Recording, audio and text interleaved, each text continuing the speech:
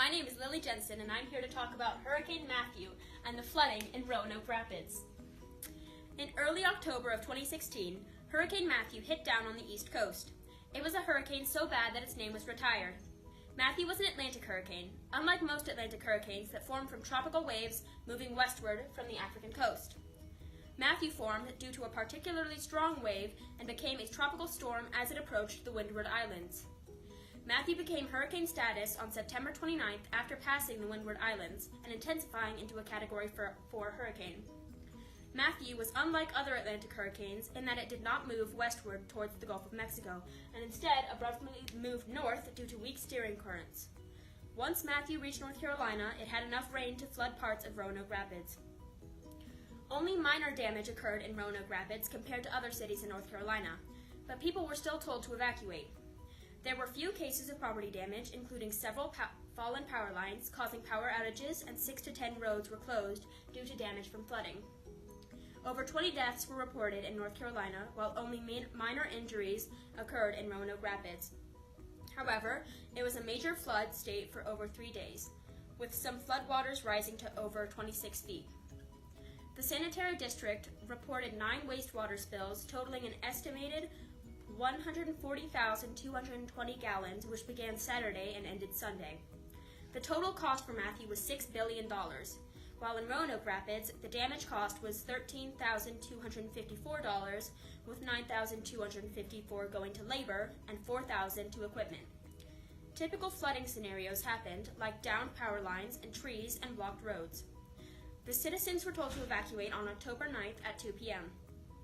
You should evacuate during any hurricane because of their effects can be very devastating. They often cause major floods which possess many threats, including danger of drowning, infections in the water, and downed power lines that could still be live. This not only takes billions of dollars to fix the damage, but also can take on average 17 lives per year. Hurricanes can also cause storm surges, tornadoes, flooding, and damaged winds. The aftermath can be destructive as well, causing prolonged power outages, issues with water supply, and a shortage of other basic amenities that could make life uncomfortable and dangerous. Now back to Claire Beck with the weather. Welcome back to CSL Weather with me, head meteorologist Claire Beck. If you go outside right now, you'll feel some temperatures of 62 degrees, but it's mostly sunny, so it might feel a little bit warmer. We also have some winds coming out of the northeast at 4 miles per hour, so it's a perfect day to do things outside. We have some pressure in the atmosphere at 29.7 and a dew point of 58 degrees. In the U.S. as a whole, we have a little bit of rain in Mississippi and Alabama and in the New England states. We just had a cold front pass Roanoke Rapids and other counties in North Carolina, and we have one in New Mexico, Kansas, Nebraska, coming towards us that may hit us in a couple days. This is the temperature all over the place. It looks pretty good in Southern California. Might be nice to be there, but it's also really good here. The lowest temperature around us is 49 degrees in Southern Virginia, but that's also very cold right around here, which, as we pointed out before, is right where the cold front is.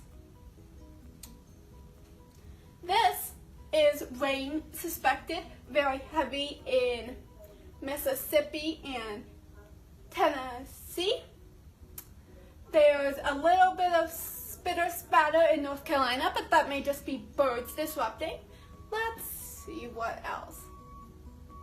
There is some cloud coverage. It's very large in North Carolina, but it's very broken, but it's very, very overcast in, again, Mississippi, Alabama, and Tennessee. This is again cloud coverage. You can see it in Tennessee and Alabama, and again, broken clouds, but it's very clear right in Roanoke Rapids where we are. For tonight's temperature, it seems perfect again, with temperatures at 59 degrees, but it's overcast, so it's going to be a little bit chillier. We have some winds coming out of the northeast at 3 miles per hour with a dew point of 57. We have pressure in the atmosphere at 29.89. For Friday, tomorrow, we have a temperature of 75, just perfect weather, with broken clouds to give us a little bit of shade. We have a little bit of winds coming out of the northeast at 3 miles per hour, so this is a perfect day to do things outside. We have a dew point of 57 and some pressure in the atmosphere at 29.65. For tomorrow night, we have some temperatures at 59. It's a very overcast night, so it may be a little bit chilly, but we have some winds coming out of the northeast again at 3 miles per hour, with the dew point at 57 degrees and the pressure at 29.89. For our 5-day weather forecast, for Thursday, which is today, we have overcast skies with 73 and 58. Of course, this is for the evening. For tomorrow, we have, again, overcasted a little bit with high of 74 and a low of 59. For Saturday, we have a high of 76 and a low of 49, with it being a little bit partly cloudy. This will be the perfect day to do things too. We're having some good weather here in Roanoke Rapids. Sunday, we have a high of 63 and a low of 43, but it's full-on sun. On Monday, we have a high of 63 and a low of 47, again full-on sun. So what are we seeing here? That there will be very few rain coming toward our way, and if it does rain, it will be tomorrow or later this afternoon. Thank you. Again, I'm Claire Beck with weather. Ain't no sunshine on. So let's see what's going on. Let's see. It's not a war when she's away.